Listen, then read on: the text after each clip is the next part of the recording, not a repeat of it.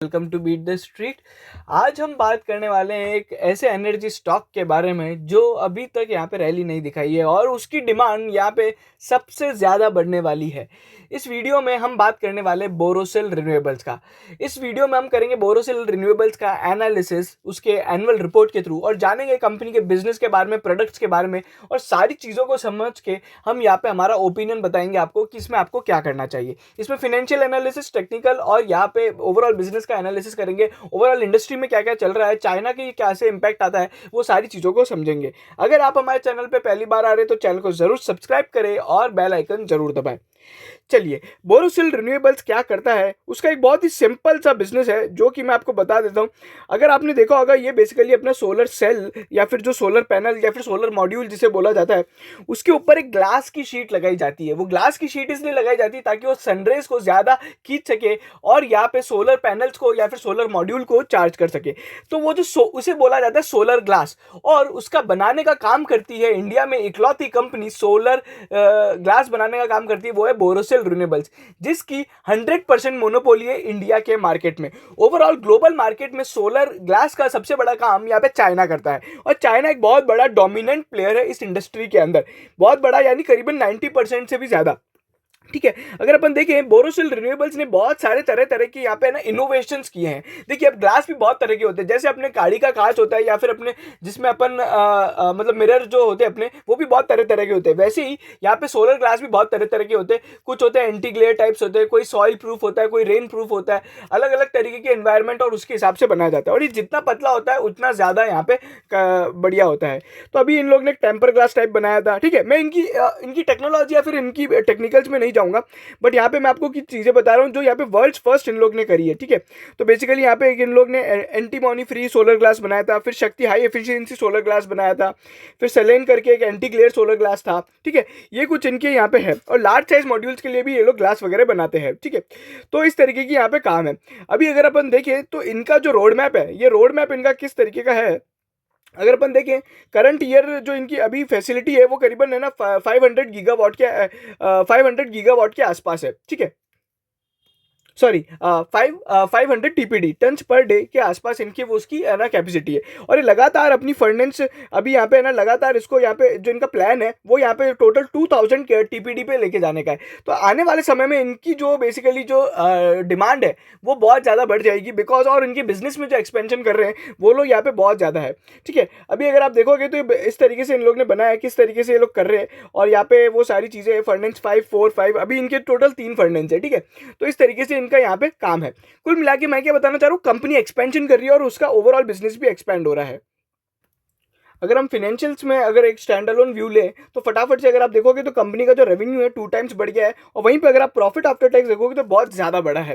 ठीक है, उसके बाद अगर अपन देखें तो इसमें एक वन टाइम चार्ज था जो कि कंपनी ने अपना एक डायरेक्ट टैक्स जो स्कीम थी, विवाद से विश्वास, वो यहाँ पे अवेल करी है। तो कुछ पुराने यहाँ पे टैक्स वगैरह चीज़ों को यहाँ पे खत्म किया है, और उसके अलावा यहाँ पे कंपनी ने किसी भी तरह का डिविडेंड अनाउंस नहीं किया है, because they are doing their overall यहाँ पे एक्सपेंशन कर रहे हैं। ठीक है, थोड़े टाइम पहले इन लोग ने क्यूआईपी से कुछ पैसा जुटाया था, वो अभी भी यहाँ पे अगर आप देखोगे तो इनके पास पड़ा हुआ है, वो अभी फर्दर यूटिलाइज करने के लिए यूज होगा, यानी फर्नेंस 4 और फर्नेंस 5 के लिए इसको पैसे को यूज किया जाएगा। वो करीबन है ना 200 करोड़ रुपए अमाउंट है जो इनके पास पड़ा है। अगर अपन देखें तो बेसिकली कंपनी ने यहाँ पे क्या क्या किया है, तो बेसिकली अगर अपन देखें तो इनने सेकंड फर्नेंस इस साल ही 1920 में ऐड करी थी, जिसकी capacity 240 ton MT per day थी।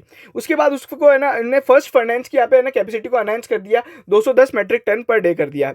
उसके अलावा अगर अपन देखें तो उसका जो इम्पैक्ट है, अगर अपन देखें ये जो परफॉर्मेंस है वो 94 करोड़ रुपीज़ के इन लोग ने ना इंक्रीमेंटल रेवेन्यू बेसिकली उसके थ्रू यहाँ पे लिया था। अभी अगर अपन देखें यहाँ पे और जो क्या हो रहा है इसमें इंडस्ट्री में, एक और जो सबसे बड़ी प्रॉब्लम है China factor and global and taxes का फैक्टर। ये जो इंडस्ट्री है इसमें सरकार एक तो इंपोर्ट ड्यूटी वगैरह लगा देती है, कभी इसके इंपोर्ट्स को बैन लगा देती है, बिकॉज इंडिया में बहुत ज्यादा इंपोर्ट होता है चाइना से। तो यहाँ पे एक्सटर्नल फैक्टर्स बहुत ज्यादा काम करते हैं। अगर अपन देखें इंपोर्ट प्राइसेस जो है वो कंटिन्यूसली राइज हो रही थी जनवरी 2021 तक, और बीच में एकदम से मार्च 21 में यहाँ पे शार्प करेक्शन आया, और वापस अब धीरे धीरे प्राइस यहाँ पे है ना अगर अपन देखें तो यहाँ पे बढ़ती जाएगी, बिकॉज अगर अपन देखें यहाँ पे डिमांड सप्लाई मिसमैच हो गया था, higher installation in China. China में अभी इसकी बहुत ज्यादा डिमांड है, तो ग्लोबली चाइना ही बड़ा प्रोड्यूसर है, तो ग्लोबली इसकी शॉर्टेज होती जा रही है। अब यहाँ पे एक और चीज जो ये लोग बोलते हैं कि यहाँ पे एक और जो यहाँ पे चीज़ें होती है कि यहाँ पे चाइना और मलेशिया, यहाँ पे ये दो हैं जो यहाँ पे डंपिंग करते थे, ठीक है। अभी यहाँ पे इंडिया में तो है ना चाइना और मलेशिया से सोलर ग्लास लगा लाने में है ना बैन लगा दिया गया है। और दूसरी चीज़ क्या हो रही है कि यहाँ पे जो प्राइजेस है वो यहाँ पे चाइना ही गवर्न करता है, ठीक है। यहाँ पे कंपनी ने साफ लिखा है इंटरनेशनल जो प्राइजेस है वो चाइनीज कंपनी डिफाइन करती है, बिकॉज वो 95% यहाँ पे मार्केट को वो करती है। और अभी अगर अपन देखें यहाँ पे जो ग्लास मॉड्यूल है उसमें भी है ना 2 ग्लासेस का यूज होने जा रहा है, जहाँ पहले 1 ग्लासेस का यूज हुआ करता है, तो वो फर्दर यहाँ पे डिमांड को बढ़ाएगा, ठीक है। अगर अपन देखें तो यहाँ पे बेसिकली जो लार्ज कस्टमर्स है वो यहाँ पे इंपोर्टेड ग्लास का ही जो प्राइस ट्रेंड है वो फॉलो करते हैं। वो कंपनी क्या बताना चाह रही है कि हम लोग है ना मार्केट में प्राइस सेट नहीं कर सकते, so they are not the price setter but the price taker, जो कि एक नेगेटिव कह सकते हैं। बट यहाँ पे ओवरऑल यहाँ पे high volumes and better selling prices के कारण जो एकदम से राइज आया था उससे कंपनी की यहाँ पे डिमांड बढ़ी थी और एक अच्छा खासा रेवेन्यू जनरेट हुआ था। कंपनी 22% अपना काम है ना रेवेन्यू से करती है।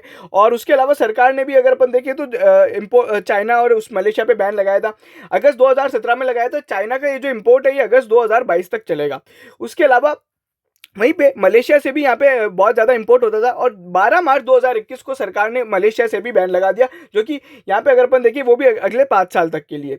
तो ठीक है, तो चाइना ने अगर अपन देखें यहाँ पे वो क्या बताना चाह रहे हैं कि एक और जो चीज़ हो रही है कि यहाँ पे जो पतले ग्लास है ना उसकी डिमांड बढ़ती जा रही है, ठीक है। तो अगर अपन देखें पतले ग्लास के बारे में कंपनी ने बताया कि यहाँ पे है ना बहुत सारे जो हमारे पतले ग्लास जो हम लोग ने इनोवेट किए हैं उनकी डिमांड यहाँ पे बढ़ती जा रही है। अच्छा, एक और चीज़ जो मैंने शायद मैंने अगर ये बोला था कि यहाँ पे इंपोर्ट का इंडिया में बैन है, तो वो बैन नहीं है, बट यहाँ पे ओवरऑल यहाँ पे क्या है कि उस पर एंटी डंपिंग ड्यूटी वगैरह लगा रखी है, ठीक है। उसके अलावा यहाँ पे अगर अपन देखें तो कंपनी ने यहाँ पे अदर तरह के भी कुछ प्रोडक्ट्स वगैरह बनाए हैं जिसके यहाँ पे डिमांड ओवरऑल यहाँ पे अच्छी खासी है। अच्छा, दिसंबर 2020 में अब यहाँ पे अपन बात करेंगे एक्सपेंशन प्लान्स की। तो कंपनी ने यहाँ पे करीबन 200 करोड़ रुपए यहाँ पे उठाए थे और उसमें से कुछ 200 करोड़ का एक लोन भी लिया था। अब ये किस लिए लिया था? बेसिकली है ना फर्नेस 3 के यहाँ पे प्लान के लिए लिया था, है ना। और उसकी 500 मेट्रिक टन की यहाँ पे कैपेसिटी थी। और ये जो प्लान है, ये जो इनकी फर्नेस 3 है, ये जुलाई 2022 तक यहाँ पे स्टार्ट हो जाएगी। सरकार ने इसके बाद यहाँ पे अगर अपन देखें तो अभी manufacturing of solar modules have been growing over the year. और अगर अपन देखें इंडिया में यहाँ पे जो सोलर मॉड्यूल्स है, जो इंडिया में सोलर मॉड्यूल की जो डिमांड है वो यहाँ पे 50-60% इंडिया में डोमेस्टिकली मीट होती है। अच्छा, सोलर मॉड्यूल क्या हुआ? वो जो अपना बड़ा सारा जो प्लेट होता है ना वो सोलर मॉड्यूल होता है, उस पर जो ग्लास लगता है वो सोलर ग्लास होता है। अगर सोलर मॉड्यूल को कुछ फायदा होगा तो सोलर ग्लास को भी फायदा होगा। तो सरकार ने क्या किया था, बेसिकली यहाँ पे कुसुम वगैरह जो स्कीम वगैरह निकाली थी, ठीक है। और अगर अपन देखें सेफ गार्ड ड्यूटी लगा दी थी सोलर सेल्स और मॉड्यूल्स पे, जो फर्दर यहाँ पे इनकी बिजनेस में बढ़ाएगा। उसके बाद यहाँ पे कंपनी ने यहाँ पे है ना सरकार ने 40% इंपोर्ट लगाया था यहाँ पे मॉड्यूल्स पे और यहाँ पे सोलर सेल्स पे, जो भी फर्दर यहाँ पे डिमांड को बढ़ाएगा इनके, ठीक है। और पीएलआई स्कीम वगैरह यहाँ पे अनाउंस करी थी सोलर मॉड्यूल और सेल्स के लिए, ठीक है, जो यहाँ पे फर्दर इनके लिए बैकवर्ड इंटीग्रेशन के कारण यहाँ पे इनको यहाँ पे फायदा देगा। अच्छा, अभी एक और जो चीज़ हो रही है इंडिया में, इसके अलावा जो बहुत बड़ी चीज़ है वो ये है कि इंडिया में रिलायंस इंडस्ट्रीज भी यही सारे काम में आ रहा है। और सोलर ग्लास रिलायंस इंडस्ट्रीज नहीं बना रहा है, वो सोलर मॉड्यूल और सोलर सेल्स का काम करने वाला है, जैसे कि टाटा पावर कर रहा है। तो घूम फिर के ये दोनों कंपनीज यहाँ पे इससे ही यहाँ पे आने वाले समय में सोलर ग्लास खरीदेगी। और अगर अपन देखें तो यहाँ पे इनकी इंडिया में जो सोलर ग्लास की कैपेसिटी है, सोलर मॉड्यूल की जो कैपेसिटी है वो 11 गीगावाट की है एज ऑफ नाउ। और अभी फर्दर यहाँ पे 13 गीगावाट का एक्सपेंशन होने वाला है अगले 1-2-3 साल में।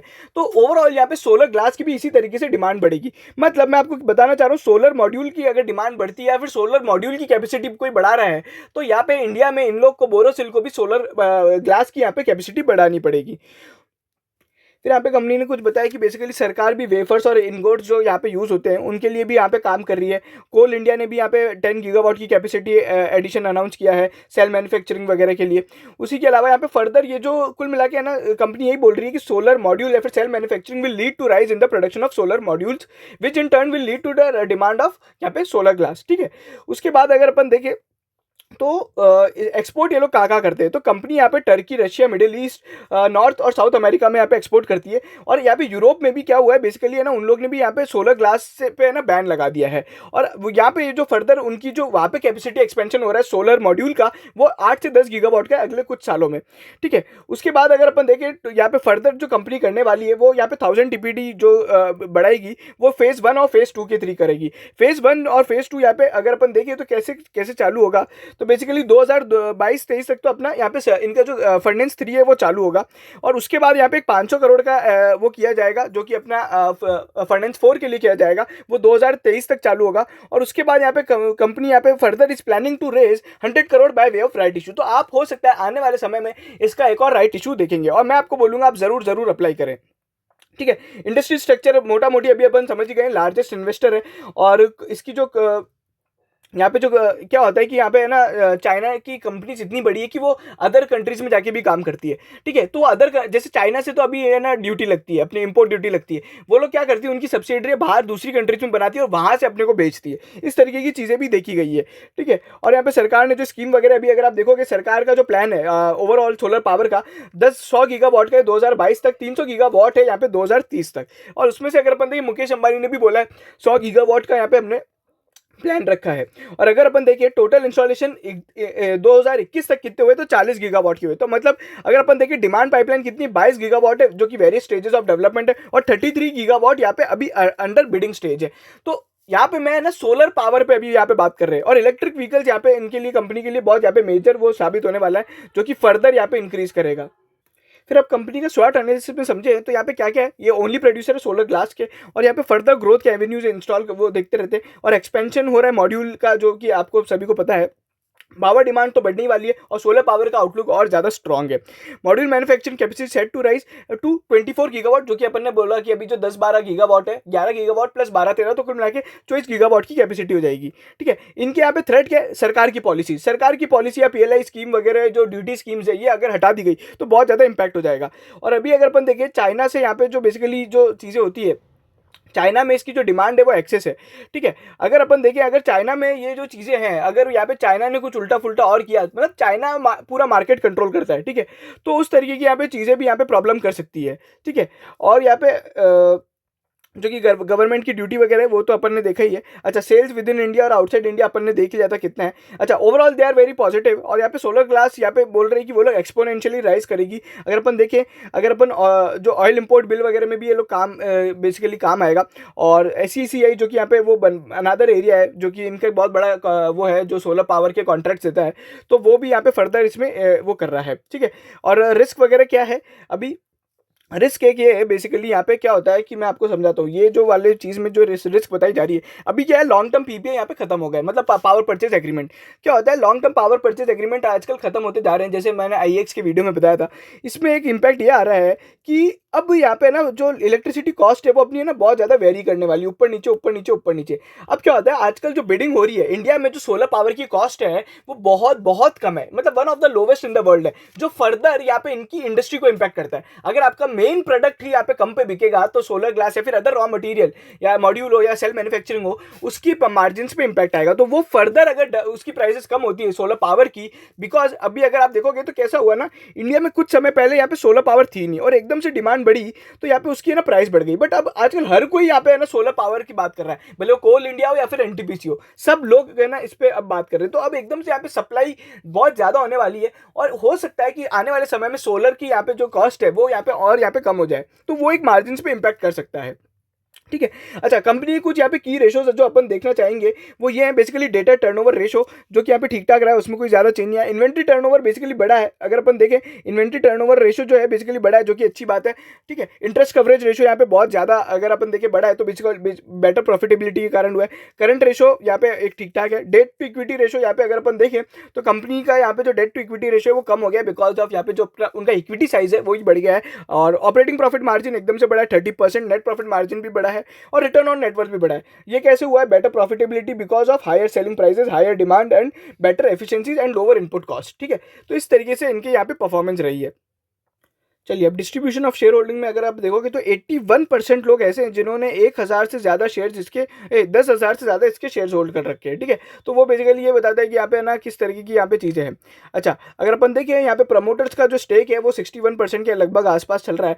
ठीक है, और बाकी जो इंडिविजुअल्स और HUF है, अच्छा यहाँ पे अगर अपन बैंक्स एंड फाइनेंशियल इंस्टीट्यूशंस का जो स्टेक है वो काफ़ी कम है, और FPI इन्वेस्टर जो है 7% के FPI इन्वेस्टर्स है, और फॉरेन नेशनल्स में यहाँ पे कोई खास यहाँ पे स्टेक नहीं है। ठीक है, तो शेयर होल्डिंग तो यहाँ पे ठीक ठाक है, ज्यादा इसमें कुछ खतरनाक है नहीं। अच्छा, यहाँ पे इनकी कंपनी क्रेडिट रेटिंग वगैरह देखें तो A2 या A1 है, जो कि यहाँ पे ठीक-ठाक है। जो ओवरऑल यहाँ पे अगर अपन देखें तो पॉजिटिव रेटिंग और आउटलुक है, तो वो यहाँ पे भी एक कंपनी के लिए अच्छा रहता है, बिकॉज़ इनको लोन की ज़रूरत है ना। It is not a debt free company और ये फर्दर लोन भी लेने वाले ही हैं, बिकॉज़ अब यहाँ पे लोन लेते हैं तो यहाँ पे क्रेडिट रेटिंग अगर अच्छी होती है तो उनको इंटरेस्ट कॉस्ट कम पड़ता है। चलिए थोड़ा फिनेंशियल्स को वापस देख लें। अगर अपन देखें फिनेंशियल्स को, यहाँ पे कंपनी ने अपने प्रॉपर्टी प्लांट इक्विपमेंट थोड़ा बहुत कम हुआ है, बट अगर आप देखोगे वर्क इन प्रोग्रेस एकदम से बड़ा है, जो कि यहाँ पे पता पड़ता है कि अपना कंपनी कितना ज़्यादा यहाँ पे एक्सपेंशन कर रही है। ठीक है, ओवरऑल यहाँ पे असेट और यहाँ पे बैलेंस शीट में अपन ने देखा किस तरीके की चीज़ें हो रही है। अच्छा, बोरिंग्स थोड़ी बहुत कंपनी ने कम करी है, बट फर्दर यहाँ पे बढ़ेगी ही, बिकॉज यहाँ पे कंपनी एक्सपेंशन कर रही है, तो बोरिंग्स वगैरह भी कम हुई है थोड़ी बहुत। अच्छा, उसके बाद अगर अपन देखें तो कंपनी का जो रेवेन्यू फ्रॉम ऑपरेशन है आपको पता है डबल हुआ था, और इसमें अभी अगर अपन देखें तो 50,000 लैक्स का अगर अपन देखें कंपनी का रेवेन्यू है। ठीक है, तो वहाँ पे मैं एक चीज़ जो बताना चाह रहा हूँ कि इसका कन्वर्जन टू कैश फ्लो कितना हो रहा है, तो लगभग है ना 30% हो रहा है। 50,000 की यहाँ पे रेवेन्यू पे कंपनी ने 16,000 लैक्स का तो नेट कैश फ्लो जनरेट किया ऑपरेटिंग एक्टिविटीज से। वहीं पे 33,000 लैक्स का कंपनी ने यहाँ पे अगर आप देखोगे तो इन्वेस्टिंग यहाँ पे वो यहाँ पे इन्वेस्टमेंट किया है, तो जिससे पता पड़ता है कंपनी कितना ज़्यादा यहाँ पे इन्वेस्टमेंट कर रही है। ठीक है, तो वो सारी चीज़ें भी हो रही है। उसके बाद अगर आप देखोगे फाइनेंसिंग एक्टिविटीज से यहाँ पे क्या है, तो वहाँ से जो कैश फ्लो है वो यहाँ पे पॉजिटिव रहा है, बिकॉज ऑफ जो राइट इशू से प्रोसीड आए थे वो यहाँ पे काफी ज्यादा हुए थे, और राइट इशू के कुछ प्रोसीड्स को यहाँ पे कंपनी ने ना डेट के रिपेमेंट के लिए यूज किया था। चलिए कुछ एक बार रेशियोज और वैल्यूएशंस देख ले। आरओई आरओसी जो इसका है वो करीबन 19% आरओई है, और आरओसी 28% है, जो कि हेल्दी है। प्रॉफिट मार्जिन यहाँ पे 45% होता है, जो कि एक बहुत ज़्यादा है। अच्छा, पीजी रेशो 1 से कम नहीं है, तो मतलब ये नेगेटिव है। ईवी टू एबिटा रेशो 18 है, जो कि काफ़ी मतलब एक ठीक ठाक वैल्यूएशन है। प्राइस टू बुक रेशो 7 है, एक नॉर्मल है। बट अगर अपन देखें तो इसका जो पी रेशो है वो 35 का है। 35 के पी रेशो पे इंडिया में अभी अगर अपन देखें मतलब कोई भी जो ईवी वाले स्टॉक या फिर है ना वो यहाँ पे ट्रेड नहीं करते हैं। जितनी भी अगर अपन एनर्जी एफिशिएंट कंपनीज है या फिर जो सोलर एनर्जी, ग्रीन एनर्जी या फिर इससे रिलेटेड है, उनके जो पी होते हैं जनरली वो 50+ होते हैं। इसको अपन किसी और से कंपेयर कर नहीं सकते, बिकॉज इसका कोई और यहाँ पे इंडिया में है नहीं। ठीक है, यहाँ पे इसका कोई भी पीयर नहीं है, तो अपन उसको कंपेयर नहीं करेंगे। चलिए, यहाँ पे एक जो चीज़ है प्रमोटर की होल्डिंग अगर आपको देखनी है, तो प्रमोटर की जो होल्डिंग है यहाँ पे सितंबर 21 में अभी रिसेंट में यहाँ पे थोड़ा बहुत स्टेक कम हुआ है, और ये लगातार यहाँ पे अपना स्टेक यहाँ पे कम करते आ रहे हैं। तो यहाँ पे ये चीज़ आप कह सकते हो नेगेटिव है। 72.85% से अभी 61% का स्टेक हो गया है, तो थोड़ा बहुत यहाँ पे स्टेक नेगेटिव है। अच्छा, डी एफ आई आईज ने भी यहाँ पे स्टेक कम किया है, और डी आई आईज ने स्टेक अपना स्टेबल रखा है। बट यहाँ पे ओवरऑल आप देखोगे तो लॉन्ग टर्म के लिए बैट बहुत अच्छी है। ठीक है, थोड़ा बहुत टेक्निकल्स देख लेते हैं। तो एकदम से अभी जो कोल शॉर्टेज हो रहा है जो अभी रिसेंट में चल रहा है, उससे ओवरऑल यहाँ पे डिमांड सरकार भी एकदम से सोच रही है कि यहाँ पे अब अपने को सोलर के लिए वो करना चाहिए, तो ऑब्वियसली सोलर की यहाँ पे डिमांड बढ़ रही है। आज यहाँ पे कंपनी ने अपना रेजिस्टेंस 2 तोड़ा है, 359 का रेजिस्टेंस तोड़ के अभी 392 पे ट्रेड हो रहा है। 10% का सर्किट है। ऐसा नहीं है कि आज सर्किट लगा है तो इसलिए हम आज बात कर रहे हैं। ये हमारे ओवरऑल यहाँ पे अगर आप देखोगे तो हम लोग ने स्टॉक को पहले भी बहुत बार कवर किया है। शायद जब 200, 250 या 300 रुपये के भाव था जब अपन ने इसे कवर किया था, एंड पहले भी वही बात बोली थी, आज भी वही बात बोल रहे हैं। ओवरऑल डिमांड जो सोलर एनर्जी की वो बढ़ेगी ही बढ़ेगी। और नेक्स्ट रेजिस्टेंस तो 407 है, जो शायद ये क्रॉस हो जाएगा। 450 एक अच्छा रेजिस्टेंस हो सकता है। सपोर्ट की अगर अपन बात करें तो 300 रुपये का एक बहुत ही बढ़िया सपोर्ट है।